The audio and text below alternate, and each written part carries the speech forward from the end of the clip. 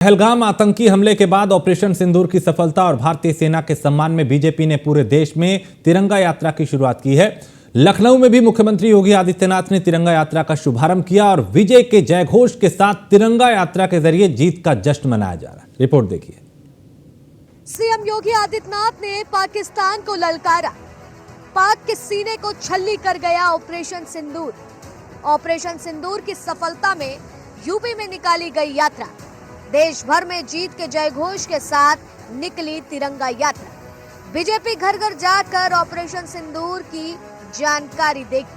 पहलगाम हमले के बाद जब भारत ने पाक को उसकी कायराना हरकत पर ऑपरेशन सिंदूर चलाकर उसने सबक सिखाया, जिसके बाद पाक तिलमिलाकर रह गया था और भारत पर आक्रामक होने लगा। जवाबी कार्रवाई में भारत ने मुंहतोड़ जवाब भी दिया। अब ऐसे में जहां दोनों के बीच युद्ध की स्थिति बनते हुए सीज फायर हो गया, तो दूसरी ओर भारत के हर कोने में इस ऑपरेशन सिंदूर के सफल होने के चलते बीजेपी की तरफ से तिरंगा यात्रा निकाली जा रही है।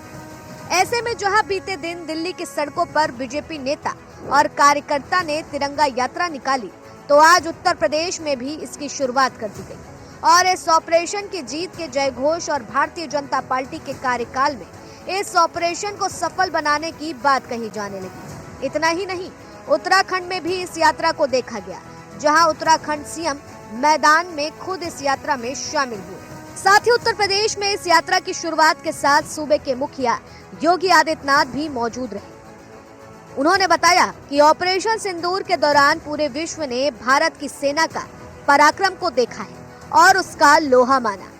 भारतीय सेना और प्रधानमंत्री नरेंद्र मोदी ने पूरे विश्व को संदेश दिया है कि हम छेड़ेंगे नहीं और कोई छेड़ेगा तो छोड़ेंगे भी नहीं। उन्होंने कहा कि पाकिस्तान की बेशर्मी दुनिया ने देखी है, कैसे आतंकियों के जनाजे में उनकी सेना और नेता शामिल थे। पाकिस्तान ने हमेशा से केवल आतंक के बीज बोए हैं। एक दिन आतंकवाद पूरे पाकिस्तान को निगल जाएगा। ये भारत की आन, बान और शान है। भारतीय सेना के शौर्य को सलाम है। जब भारत एकजुट होता है तो क्या कर सकता है, यह भी सभी ने देखा है। उन्होंने कहा कि जब राष्ट्र प्रथम की भावना से काम किया जाता है तो सफलता तय होती है। कल स्वयं पंजाब के आदमपुर में जा करके बहादुर जवानों के हौसलों को भी बढ़ाने का काम किया है। मैं आज के इस अवसर पर देश के बहादुर जवानों का हृदय से अभिनंदन करता हूँ, पूर्व सैनिकों का अभिनंदन करता हूँ।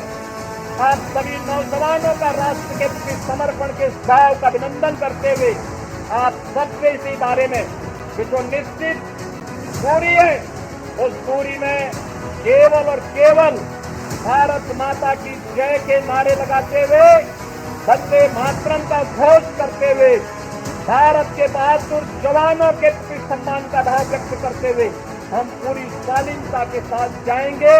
इस विश्वास के साथ मैं एक बार फिर से आप सभी का हृदय से स्वागत करते हुए इस पूरे कार्यक्रम के माध्यम से उत्तर प्रदेश वासियों की भावनाओं को भारतीय सेना को समर्पित करते हुए अपनी वाणी को विराम देता हूँ।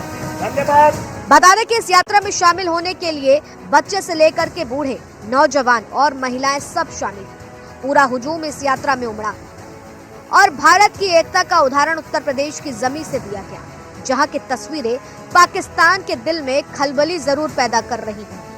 खैर, इस यात्रा के चलते आपको बता दें कि बीजेपी घर घर जाकर ऑपरेशन सिंदूर की जानकारी लोगों तक पहुंचाएगी, साथ ही सेना के पराक्रम की कहानी बतलाएगी। इस यात्रा का एक और मकसद भी है। ऑपरेशन सिंदूर को लेकर जिस तरह से पाकिस्तान दुष्प्रचार कर रहा है, पाकिस्तान में झूठा अपने जीत का जश्न मना रहा है, उसे भाजपा एक्सपोज करेगी। हालांकि बीजेपी का कहना है कि इसका कोई पॉलिटिकल मकसद नहीं, ये सिर्फ सेना के शौर्य की गाथा और जन जन तक पहुंचाना है। Bureau report, news 1 India.